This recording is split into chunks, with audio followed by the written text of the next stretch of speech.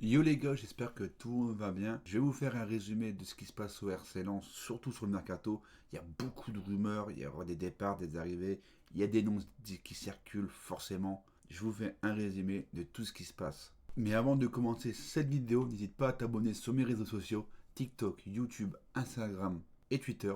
Si tu veux tout savoir sur le mercato de Lens, t'es sur la bonne chaîne. N'hésite pas à partager et à mettre le petit pouce bleu. Et surtout, suis-moi sur TikTok et YouTube, c'est là que je fais mes lives pour parler du Racing Club de Lens. La seule chose de sûr qu'on sait pour le mercato, c'est le départ de Wistil. Il l'a annoncé en conférence de presse. Il part du Racing Club de Lens pour raisons personnelles. Mais dans un autre temps, il y a déjà quasiment signé au Southampton. Vous allez me paraître bizarre. Moi, je trouve qu'il a trouvé la bonne excuse par rapport à sa femme. Attention, elle était gravement malade, aucun souci là-dessus. Il veut se rapprocher de sa famille en Angleterre. Ça, j'y crois, il n'y a aucun souci. Tu signes pas à Southampton 24 heures après que tu quittes le RC Lens. Donc il y a dû avoir des discussions avant, il y a dû avoir des négociations avant pour pouvoir partir. On sait que cette année, c'était très difficile pour Wistil, que ce soit au niveau direction, il s'entend pas avec Dre aussi. Il a perdu des joueurs cadres cet hiver, c'était compliqué. L'histoire avec sa femme, où elle est gravement malade. Et moi, ce qui me dérange dans tout ça, c'est qu'il était déjà en contact avec Southampton et que 24 heures après son annonce de son départ, il a quasiment signé. Prenez-moi pour un con, mais moi, je trouve qu'il nous l'a mis à l'envers. Donc, merci pour cette année. Bonne chance. Et quid des frères Steele? Parce que là, Wistil part tout seul, mais ses frères, ses adjoints, ils sont encore en contrat avec Lens. Est-ce qu'ils vont rejoindre Wistil à Southampton? Est-ce qu'ils vont rejoindre le nouveau coach? On ne sait pas de ce qui va se passer.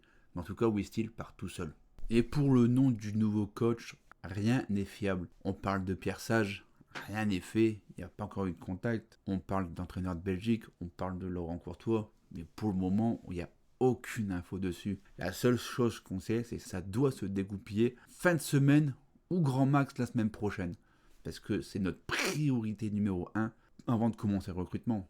Tu dois avoir ton coach, tu dois avoir son staff qui veut, son projet de jeu, 4-3-3, 4-4-2, 3-5-2, ce que tu veux. Et en fonction de ça, qui le coach veut voir rester à Lens, qui veut voir partir, et faire ton recrutement selon ton projet de jeu.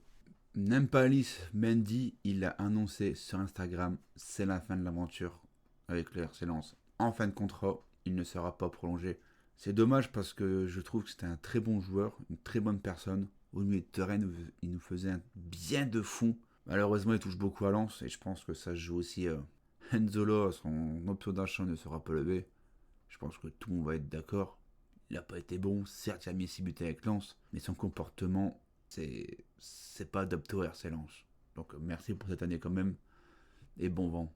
Medina, il y a beaucoup de clubs qui est dessus. L'hommage de fou qu'il y a eu à Bollard, exceptionnel. Ce qu'on sait, c'est qu'il y a des clubs dessus.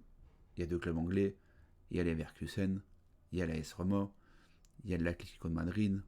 Ça parle aussi avec Marseille, mais il serait plus proche de l'Angleterre.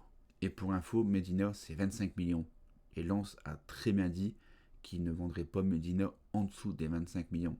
Donc pour l'Olympique de Marseille, qu'ils ont proposé 15 millions d'euros déjà en hiver pour le rapatrier, ils ne mettront pas l'argent pour les 25 millions, qu'ils estiment trop cher. Le SCO d'Angers veut Hervé Kofi pour l'année prochaine, vu que leur gardien s'en va. Ils ont coché la case de Kofi en priorité. Et Lens est ouvert à un départ. Donc je pense que ça va se faire pour Hervé Kofi, qui a passé une saison très difficile sous style. On sait l'épisode en hiver entre Ryan et Kofi, où ça a été très très très mal géré. Donc moi je trouve ça que c'est normal qu'ils partent. Et on va rester sur les gardiens. Mathieu Ryan, lui, veut rester au RC Lens. Il se plaît très bien à Lens. Le vestiaire l'apprécie. Sauf que ce n'est pas la priorité de Diego Lopez pour l'instant. Et qu'il cherche d'autres pistes. Djoumaba souhaite rester au RC Lens. Il a dit sur son Instagram qu'il se plaît très bien à Lens. Il a kiffé Lens. Et souhaite que ses agents travaillent le plus possible pour qu'il reste un an de plus au RC Lens. Moi, si on garde ce joueur avec un gardien derrière, ça peut être très très intéressant pour l'année prochaine. Thomasson devrait rester aussi, il devrait prolonger, il n'y a pas d'offre. Normalement, ça reste au club. Au niveau des pistons gauche, il y a beaucoup de changements. Arsène Kouassi d'Ajaccio devrait être Lensois l'année prochaine. Latéral gauche, acheté pour 1 million d'euros plus ou moins. Ajaccio actuellement essaye de négocier pour gratter des sous. Et la direction de Lens veut en faire son numéro 2. Qui dit numéro 2, le numéro 1, c'est Dever Machado, qui devrait rester à Lens. Et quid de Chavez, il devrait partir du Racing Club de Lens. Mais pour moi, la grosse nouvelle, la grosse rumeur de ces derniers jours, c'est que Lens veut un numéro 9 de renom qui a déjà joué en Ligue 1 et qui est francophone.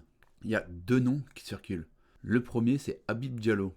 Là, il est en Arabie Saoudite. C'est un ancien Strasbourgeois qui a mis 20 buts à Strasbourg.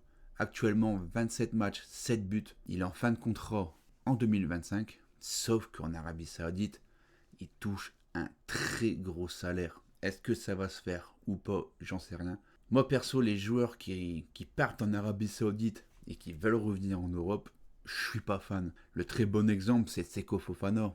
Il a perdu tout son niveau en allant en Arabie Saoudite. Qu'est-ce que ça va être Habib Diallo? On sait pas. Et le deuxième nom, c'est Mathis Sablin de Nantes. Il a un petit salaire, il a fait plutôt une bonne saison. Cependant, il va coûter très cher. Entre 15 et 20 millions. Est-ce que Lens pourra mettre ce genre de somme pour lui?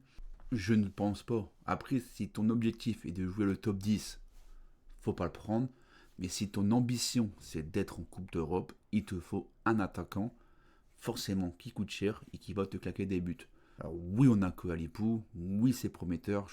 Je suis très content de l'avoir Kohalipou, mais t'en fais un deuxième. Et dans les semaines à venir, il y aura encore des rumeurs, départ, arrivée, comme là en ce moment. Perso, je vous tiens informé. Et n'oubliez pas que le mercato commence le 15 juin et il n'y aura rien d'officiel avant. Merci à tous d'avoir regardé cette vidéo. N'hésite pas à me dire toi en commentaire de ce que tu en penses de toutes ces rumeurs. Je vous dis à bientôt, je vous tiens au courant.